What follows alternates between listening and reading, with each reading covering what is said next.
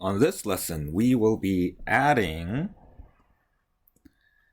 and subtracting decimals. Subtracting. Okay, when you're adding or subtracting decimal numbers, there's really only two rules that you need to remember. And the first rule is to line up the decimal point. Decimal points. And the second rule is to write the decimal point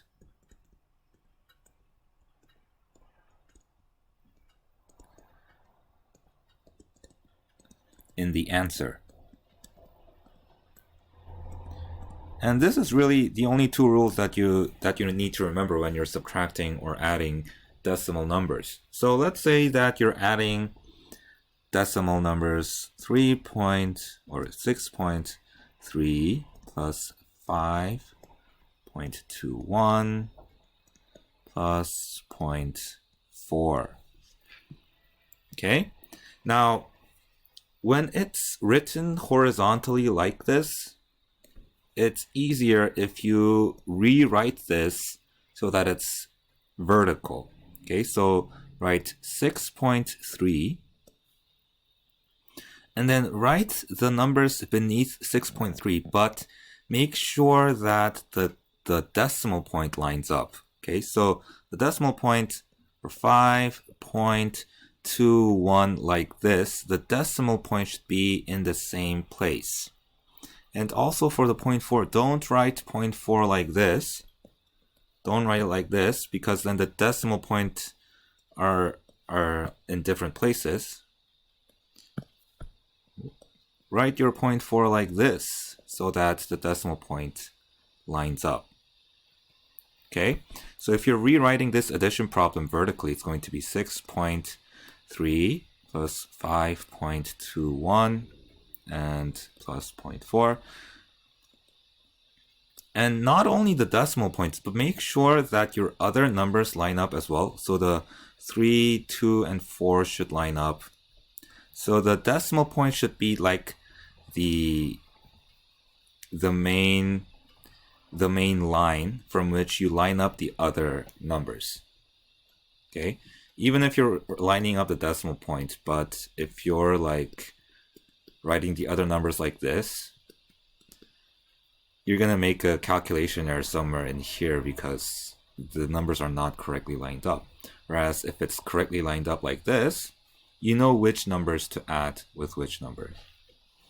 Okay, so once you add up the decimal point, you'll notice that there are some blank spaces. There's a blank space here, there's a blank space here, and there's a blank space here. So my advice to you is to fill those blank spaces with zeros. Okay, so there should be a 0 here, 0 here, 0 here. This doesn't matter too much with addition, but with subtraction, it's going to help you a lot if there's a 0 there. And I'll show you why when you do subtraction in a little bit. Okay, so, and then you line up the decimal point and you just simply add the numbers. So we have 0 plus 1 plus 0, so that's just 1. We have 3 plus 2 plus 4, which is 9. We have 6 plus 5 plus 0, which is 11. Okay, and then you need to remember our second rule. So we did our first rule to line up the decimal point. We need to write the decimal point in the answer. And where do you write the decimal point?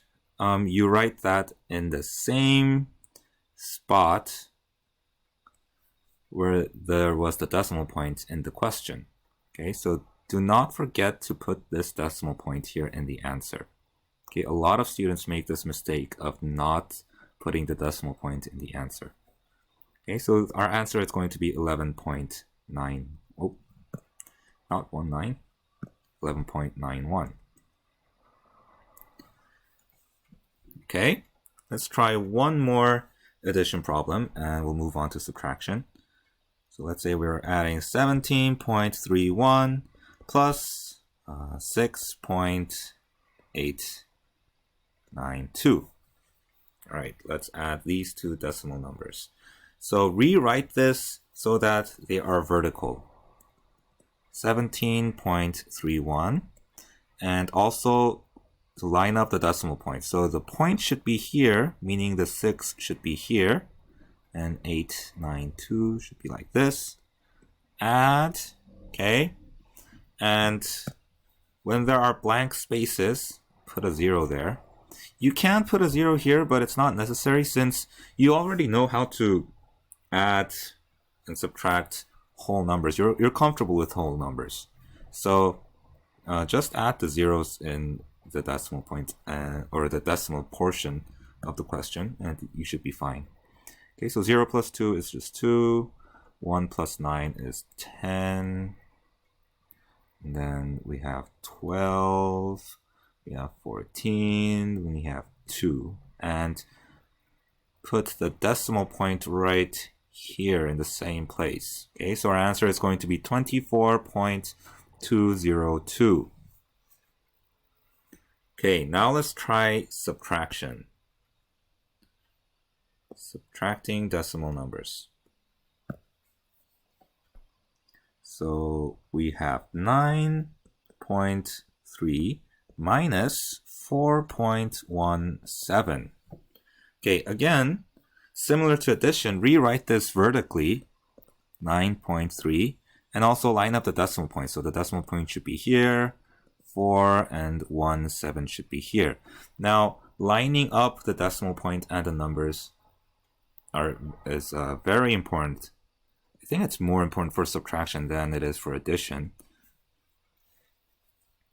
And now you'll see the importance of writing a 0, okay? Because when you're just trying to do subtraction like this, many students make the mistake of writing a 7 down here. Whereas, because there's no number here, they just assume that just 7 just goes down. But if we put a 0 here, now you know that you don't just simply write 7 down there. You have to borrow, you have to borrow from the 3, and then that becomes a 10, okay?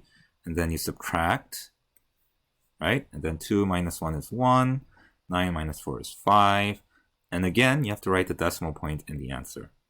So you see why it's important to put a 0 in the blank spaces, especially for subtraction. So that would be our answer. Okay, let's try one more question.